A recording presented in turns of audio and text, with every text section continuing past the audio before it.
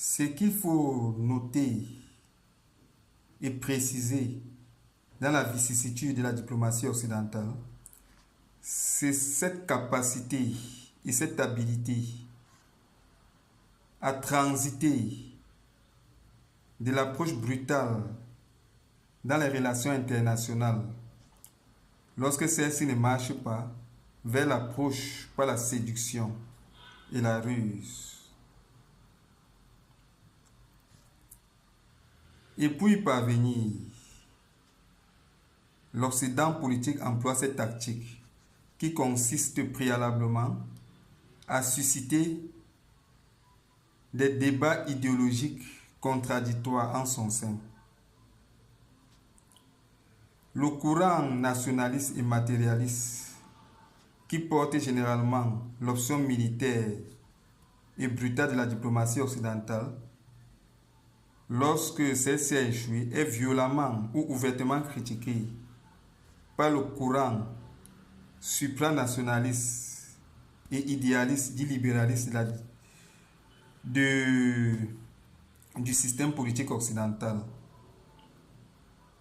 Cet autre courant critique donc l'approche brutale de la diplomatie ou des relations internationales portées par l'Occident, séduisant ainsi la cible de ce dernier, dont l'option par la brutalité n'est pas parvenue à anéantir. Alors, cette cible-là voit à la diplomatie, au courant libéraliste ou dit libéraliste de la diplomatie occidentale ou du système politique occidental, une opportunité de normaliser les relations diplomatiques avec le système politique transatlantique nord sur des bases plus justes et fraternelles, se laissant ainsi dangereusement séduire. Le courant libéraliste ou dit libéraliste du système politique occidental général va donc profiter de la confiance qu'il a suscitée auprès de la cible de l'Occident pour le détruire subtilement d'une manière ou d'une autre. Cette transition subtile entre l'approche par la brutalité et par la ruse,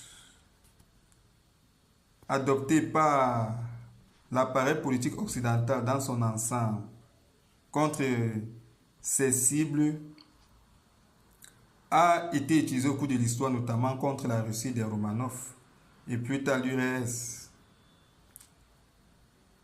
La Russie tsariste a résisté à l'approche militaire brutale de la diplomatie des monarchies occidentales portée par Napoléon Bonaparte, qui commandait une armée pratiquement occidentale.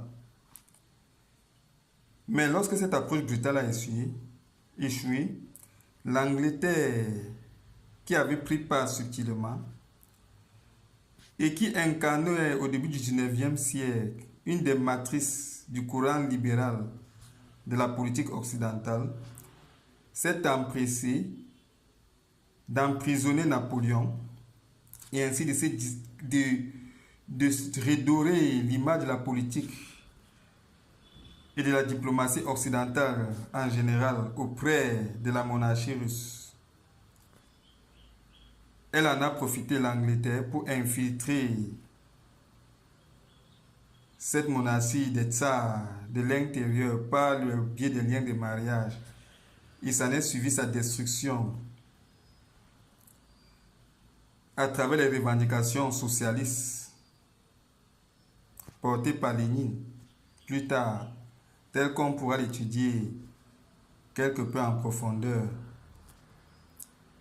L'Union soviétique a connu la même manœuvre de déstabilisation. Elle a préalablement si bien résisté lors des différentes batailles entre l'Est et l'Ouest sur les différentes zones géographiques du monde, notamment à Cuba, au Vietnam et en Angola, à la logique agressive et militaire occidentale, et a même remporté des batailles contre ce dernier.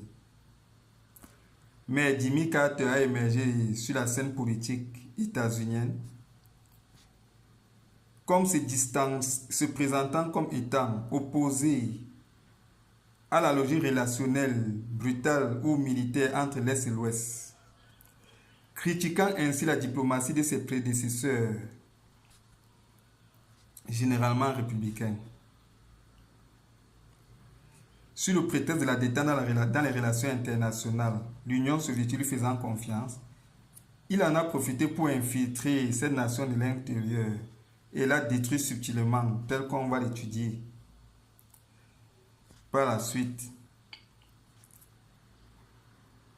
Les pays arabes, par cette manœuvre subtile de transiter entre l'approche brute et l'approche séduisante dans les relations internationales, ont été aussi détruits par les nations occidentales lorsque, à un moment donné de leur histoire, ils se sont mis à contester la logique impérialiste occidentale à laquelle elles prenaient généralement part. Kadhafi, par exemple, a longtemps résisté à la croisade militaire de l'OTAN. Mais Sarkozy a émergé sur la scène politique française, se présentant comme étant le plus libéral de la droite politique de cette nation. Il en a profité pour séduire Kadhafi, qui a cru à la possibilité d'une normalisation des relations internationales avec la France et l'Occident, et s'est un peu éloigné de ses partenaires stratégiques socialistes. L'Occident a manœuvré subtilement pour éloigner cette nation et la détruire plus tard, tel qu'on va l'étudier. L'Irak de Saddam Hussein a connu le même schéma de destruction. Après avoir résisté à la croisade militaire de l'OTAN lors de la première guerre du Golfe, Saddam Hussein a été séduit par Bill Clinton, qui s'est présenté comme étant opposé à la logique brutale et agressive de la politique des États-Unis portée par George Bush père. Saddam Hussein a fait confiance et a refroidi ses relations diplomatiques avec ses partenaires socialistes qui assuraient sa protection. Subtilement donc, l'approche par la séduction a permis de détruire Saddam Hussein et a remporté des victoires sur ces derniers là où l'approche brutale n'avait pas fonctionné. Cette transition subtile entre l'approche brutale et l'approche par la séduction, visant à anéantir les nations cibles de l'Occident, a aussi été adoptée par les pays africains, contre les pays africains par les nations occidentales.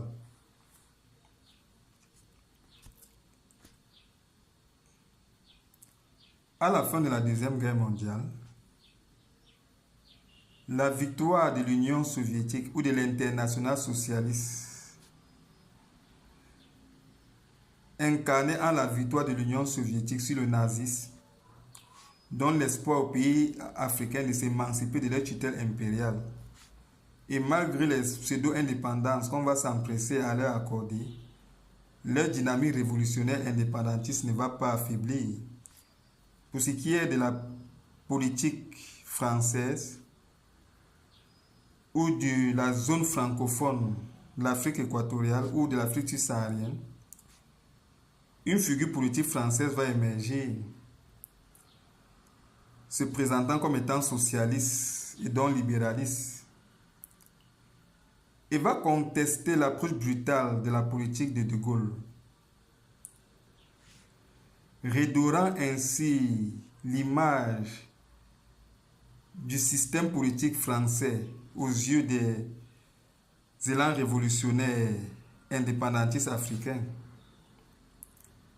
qui vont donc faire confiance au Parti socialiste français, se laisser distraire au lieu de renforcer les relations internationales avec les pays socialistes.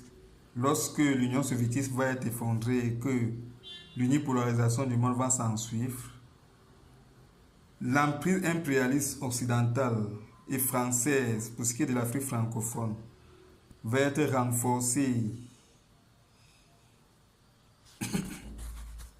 justement portée par François Mitterrand. Et au 19e siècle même, l'Afrique équatoriale résistait encore à la brutalité impériale occidentale du fait de cette forteresse naturelle qu'était la forêt équatoriale. Pour la pénétrer, l'essence supranationale et idéaliste